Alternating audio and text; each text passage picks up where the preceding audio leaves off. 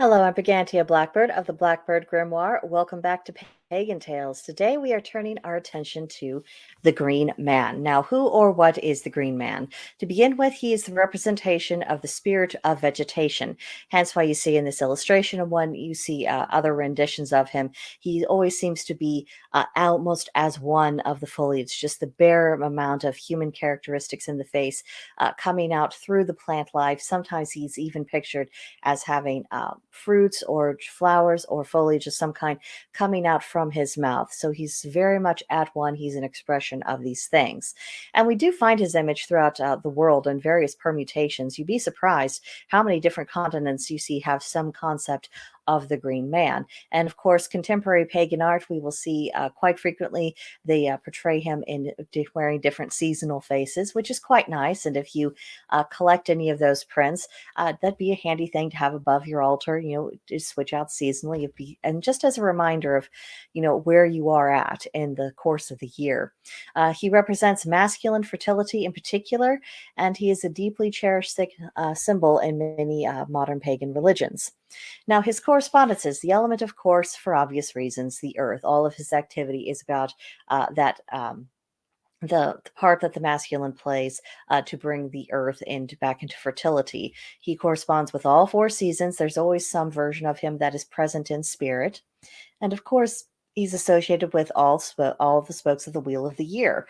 There's always something relating to this idea of what is going on within the natural process, and by extension, what the Green Man represents at each and every single stage. Yeah, he's associated with oak trees and holly trees in particular, again, with this idea of associating with the concepts of the oak king and the holly king. But really, he could be associated with all trees just generally. The color green, for obvious reasons. And essentially, this thought form is considered to have the powers that we can draw upon, like a battery, of abundance, to do with agriculture, cycles, death, male fertility, grounding, growth, magic, masculine power, rebirth, renewal, sex, and sexuality. So, as I have been alluding to, the Green Man, he is essentially a title. It is the description of a role. And many individual gods can fulfill this function.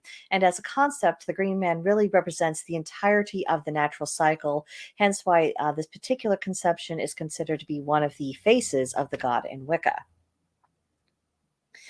So, revitalization. The core of the idea of the Green Man is really centered on fertility, survival, and thriving. It's not enough to arrange for the circumstances for a new life to arrive. That new life must survive, it must thrive, it must carry on and pass on this gift of life. And this represents an ideal for us to strive for, in my opinion. It is a rejection of the culture of perpetual illness, perpetual victimhood. Woe is me. So there's something wrong with me. I need this. I need this. I can't possibly cope. It's a rejection of all of that. It is a call towards strength, because the Green Man is about life, including the regenerative process. And essentially, what healing is the regenerative process. And healing nature begins with healing ourselves.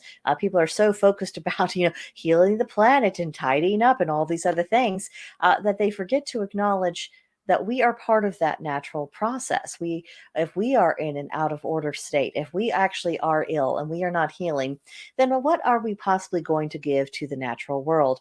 And we also need to acknowledge our role in the natural process as a species.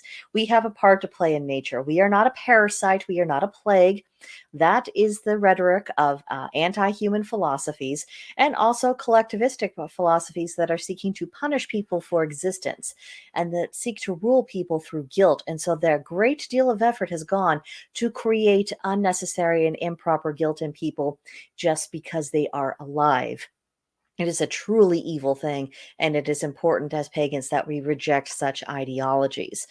So you might try tapping into the thought form of the Green Man, rebalance yourself, rebalance your perspective, so that when you think about bringing yourself into a condition and health, and then having a beneficial impact of the natural world around you, you'll actually be coming from a centered place, a very grounded place, and a place where you are in your right mind and not reacting to the hysteria that some have seek to artificially insert into your psyche.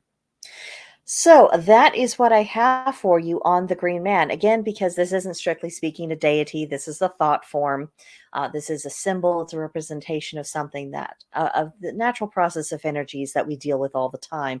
It's we don't interact with the concept of the Green Man the same way we would interact with the Dagda or Odin or Thor or Freyr or any other masculine gods that have something to do with the natural agricultural cycle. But still, as well, we're thinking about it's good to incorporate the symbols if it's resonating with us in our rituals and in our decor because it means something to us. So just because something isn't a deity doesn't mean that that isn't an idea that can have a great deal of power. So that's what I have for you this week. Next week, we will be beginning the April run of Pagan Tales, and all of the deities we will be discussing will have something to do with the Fae. So I hope you'll be back for that. And in the meantime, let me know what you think of all of this in the comments section, or send me an email at brigantiablackbird@protonmail.com, and I'll have a conversation with you. But that'll do it for today, and I will see you guys next time. Bye.